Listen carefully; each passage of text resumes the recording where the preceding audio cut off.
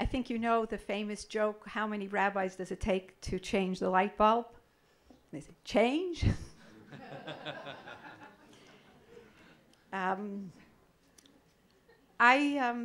like to begin. I used to teach, I taught feminist theory, and it really was through teaching in the university that I began to be an activist and to try to change things on the ground.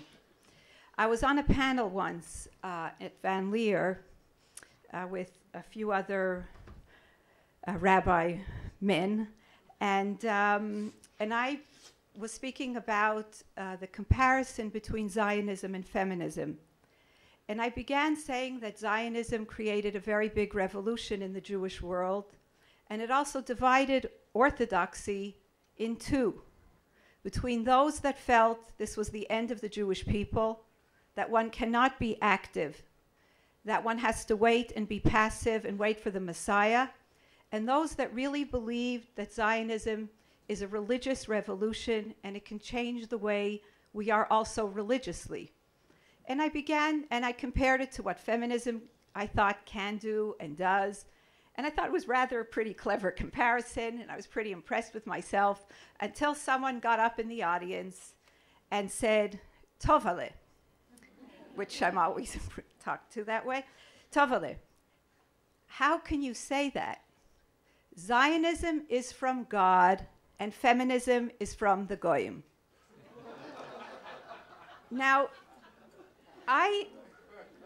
at first, you can laugh, but I really was trying then to figure it out because I genuinely thought it was a serious comment, and I thought I needed to justify it. And, and I was trying to say, I could understand if you're from Eretz Yisrael HaShlema group and are looking for the borders in the Tanakh. Is that what you mean? Like, I was really trying to figure out what he meant because I was just saying, 19th century nationalism wasn't given at Sinai, and I just didn't get what it was you were doing, what he was saying. And then it really dawned on me. And really, what has happened is that certain fundamental changes and shifts in the Jewish people are accommodated, are considered part of our tradition, and others are considered out. And they're considered out and in based on many different kinds of ways.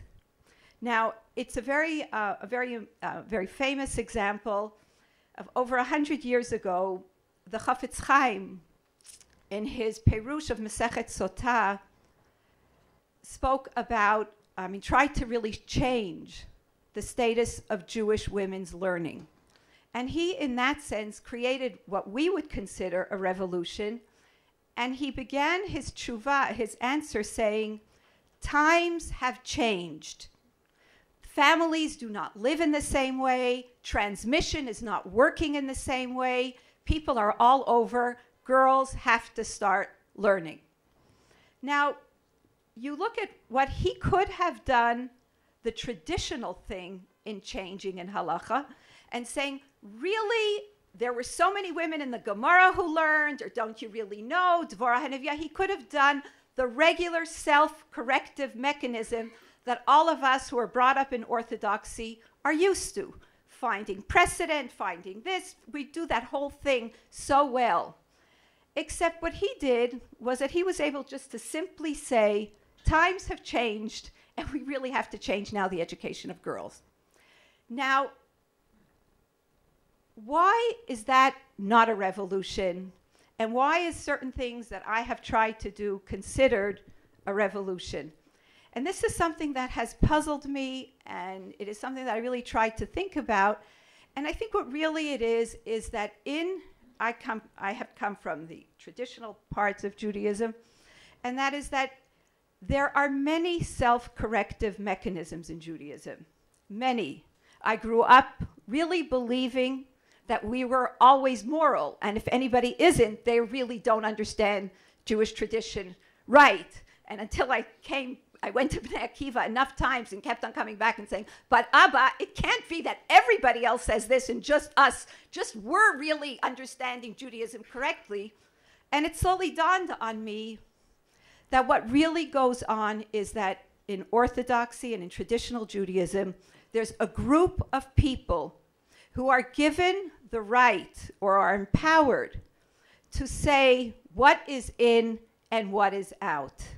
So if I say, now it's not only time for Jewish women to learn, but Jewish women have to daven in a certain way, and we have to stand before God in a certain way in our Orthodox schools, saying that times have changed means that I'm out, but certain people are allowed to say that times have changed and they're in.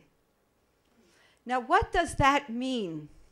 What does that mean in terms of creating change, in terms of making change, in terms of saying there obviously has to be some kind of way to make change? Not everybody who feels like every day can make change. It will be total hefker. Well, how do we think about then now? Those were some of the serious questions that I asked myself, a group of us asked ourselves, when we tried to really make change within a framework of traditional Judaism and start changing a shul. Now, there are those that say there's continual revelation. Religious feminists have taken the Rav Kook and others who talk about, and they basically say God revealed himself and therefore we know it's Zionism. Now God revealed himself again or herself again. I don't know so much about revelation. I don't know. God, my sense really, in all honesty, is that feminism was not given at Sinai. And I'm very honest, and sensitivity to women's rights in that way is a new thing. However, I really deeply believe, and this is what we try to do, is that I don't know what God is telling us, but I genuinely believe that in order to reach God and in order to live a religious life, we have to make changes in our world. Thanks. Good.